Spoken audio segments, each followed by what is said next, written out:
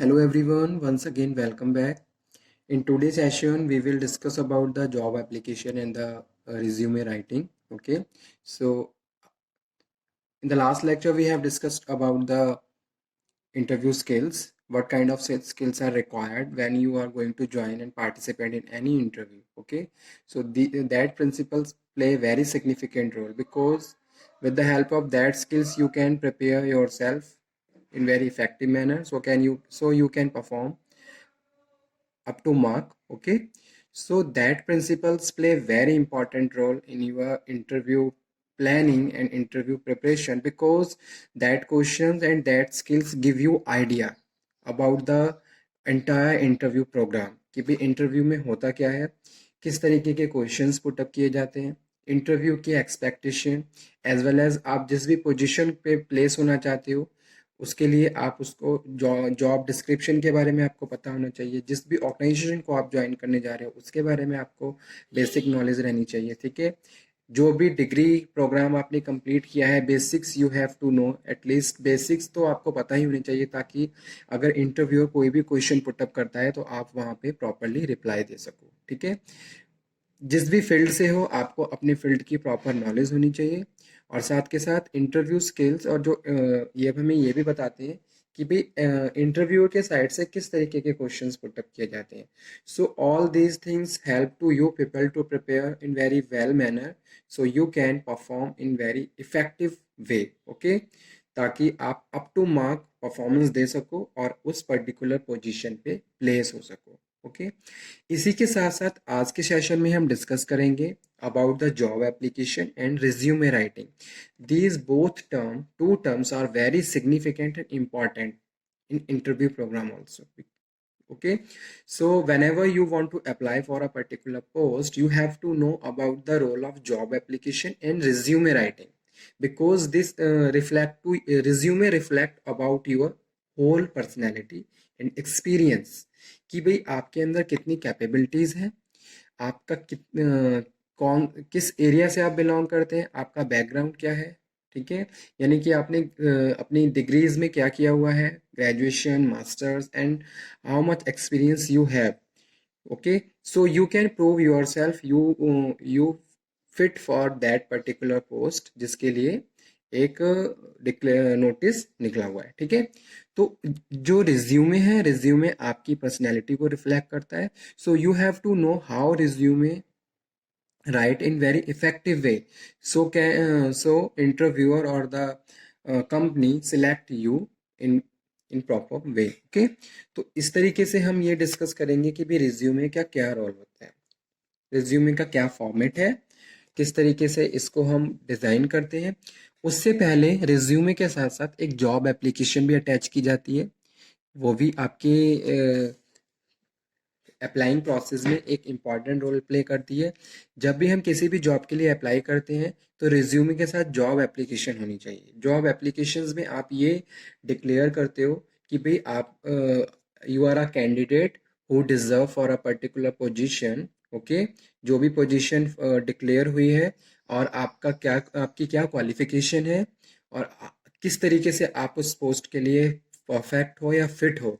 तो एक तरीके से डिक्लेरेशन होता है जॉब एप्लीकेशन में जिसमें आप अपने बारे में कुछ इंफॉर्मेशन देते हो और उसको ये भी आप वहाँ पे डिक्लेयर करते हो कि कहाँ से आपको ये इंफॉर्मेशन मिली है, कहाँ से आपने ये इस जॉब के लिए अप्लाई किया है और साथ के साथ उस जॉब एप्लीकेशन को रिज्यूमे के साथ अटैच करके आप सेंड करते हो. ठीक है, तो जॉब एप्लीकेशन भी इम्पॉर्टेंट है रिज्यूमे के साथ. So let's cover format of a resume.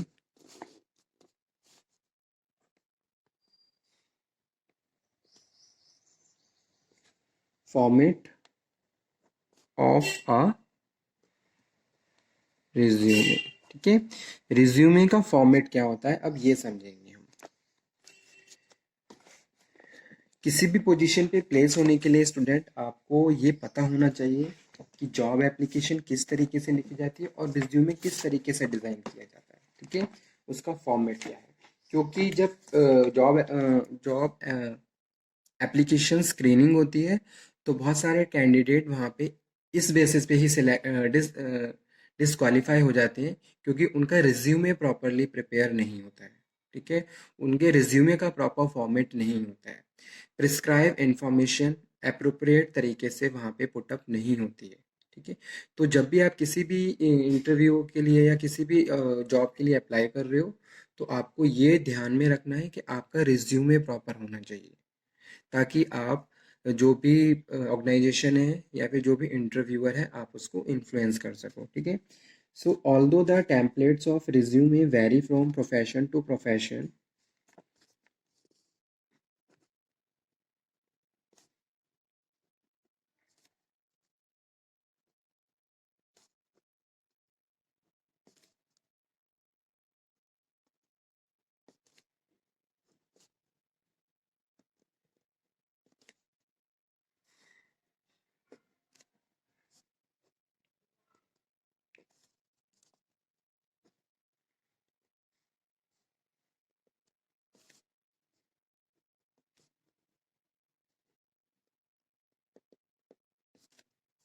we will discuss the most widely accepted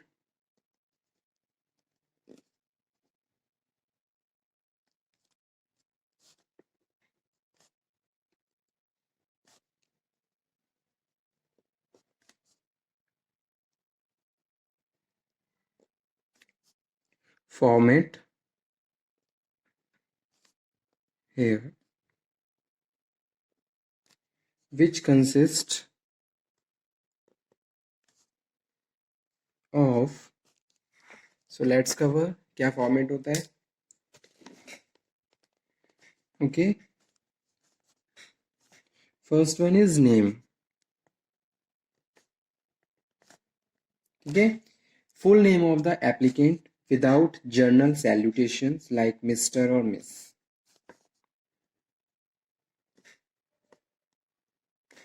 full name of candidate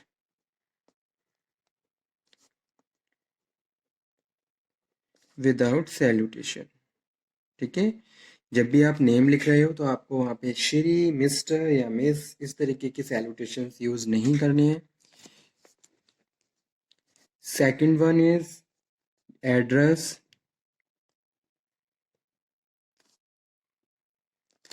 ठीक है, permanent address you have to write down.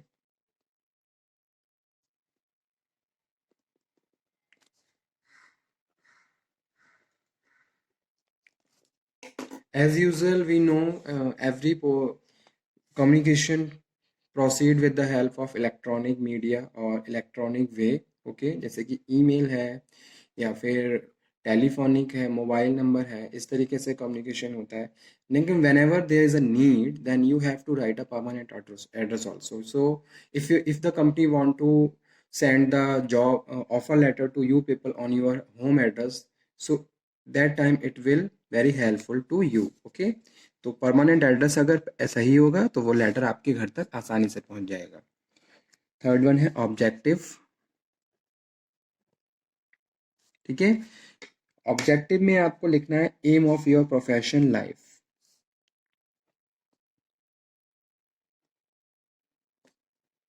M of your profession life, आप क्या करना चाहते हो life में, आपका क्या एम है। सो ऑब्जेक्टिव प्रॉपर होना चाहिए। ऑब्जेक्टिव आपकी पर्सनैलिटी को, आपके एम्बिशंस को, आपके गोल को रिफ्लेक्ट करता है। ठीक है, कि भाई आप अपनी जो प्रोफेशनल लाइफ है उसमें कहाँ क्या करना चाहते हो। ऑब्जेक्टिव के बाद नेक्स्ट है education. Education your academic qualification.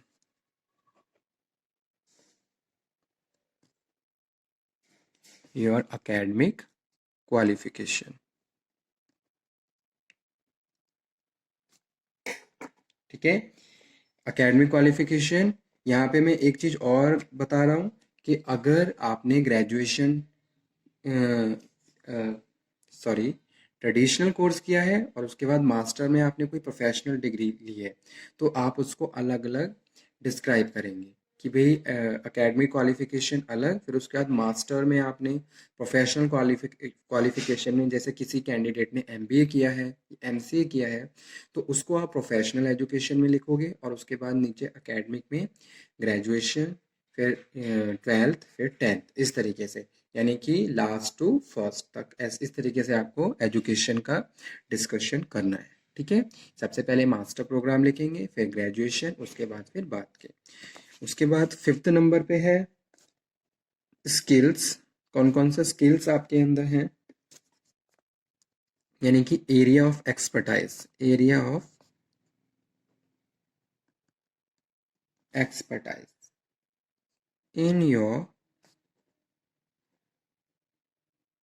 Profession. ठीक है, यानी कि आपका एरिया ऑफ एक्सपर्टाइज क्या है, किस कौन से स्पेशल स्किल्स आपके अंदर हैं जो आपकी एक्सपर्टनेस को रिफ्लेक्ट कर रहे हैं। ठीक है, जो आपकी पर्सनैलिटी का मोस्ट इम्पॉर्टेंट पार्ट है। उसके बाद अगर आपको कोई प्रोग्रामिंग लैंग्वेज आती है तो वो भी आपको प्रॉपरली लिखनी है। इफ एनी, अगर यू हैव नॉलेज, रिज्यूम में कभी भी एक्स्ट्रा कंटेंट नहीं लिखना चाहिए जो आपकी पर्सनैलिटी को सूट ना करता हो, यानी कि जो चीज़ें आपने डिज़र्व की हैं, जो चीज़ें आपने अचीव की हैं, ठीक है, वही चीज़ें आपको लिखनी हैं। अदरवाइज आपको जितना भी इरेलीवेंट डेटा है उसको एलिमिनेट कर देना है, क्योंकि रिज्यूमे के हिसाब से ही आपसे क्वेश्चन पुटअप किए जाते हैं।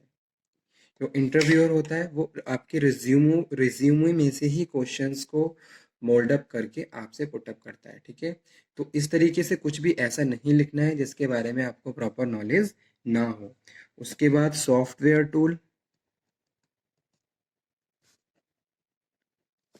Software tool you use in the profession, जैसे कि MS वर्ड है, एक्सेल है, माइक्रोसॉफ्ट की बात कर लेते हैं यहाँ पे। ठीक है, उसके बाद है पर्सनल स्किल्स,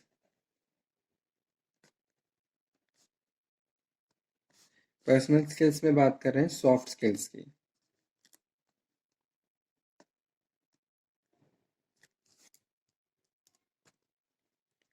उसके बाद नेक्स्ट है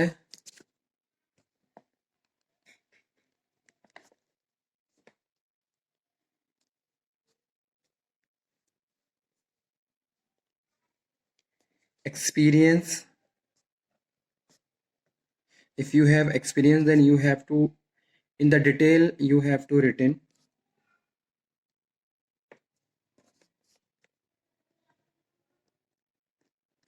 detailed explanation.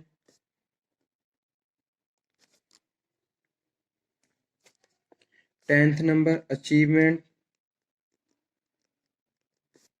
and interest, यानी कि आपकी हॉबीज,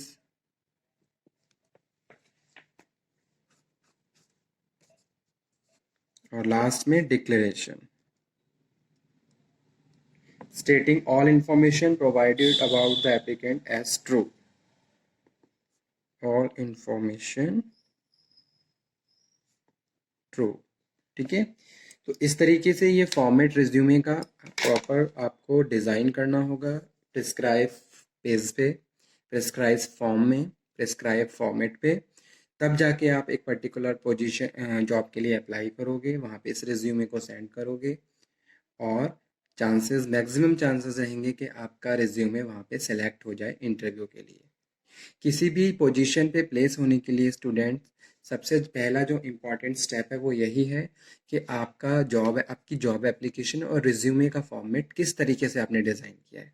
ठीक है, क्योंकि स्क्रीनिंग में बहुत सारे ऐसे कैंडिडेट होते हैं जो डिसलेक्ट हो जाते हैं, वो सिलेक्ट नहीं हो पाते, उनको रिजेक्ट कर दिया जाता है जस्ट बिकॉज ऑफ दिस कि उनका रिज्यूमे प्रॉपर बना हुआ नहीं है। ठीक है, तो ये चीज़ आप ध्यान में रखिए हमेशा। ये टॉपिक मैंने आज आपके साथ डिस्कस किया है। ये नीचे का पार्ट मैं यहाँ पे आप लोगों को शो कर रहा हूँ। ठीक है, जिसमें हमने डिस्कस किया था पर्सनल स्किल्स को, एक्सपीरियंस को, और अचीवमेंट और डिक्लेरेशन। Okay, thank you.